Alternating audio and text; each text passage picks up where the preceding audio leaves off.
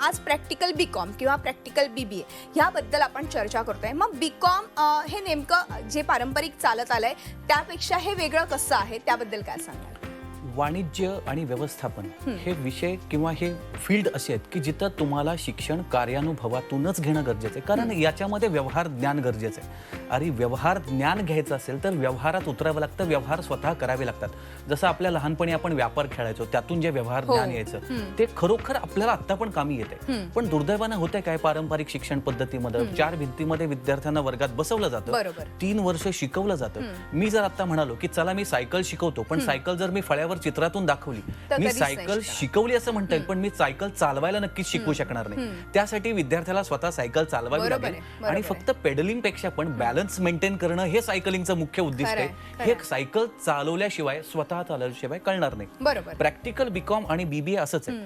practical edu skills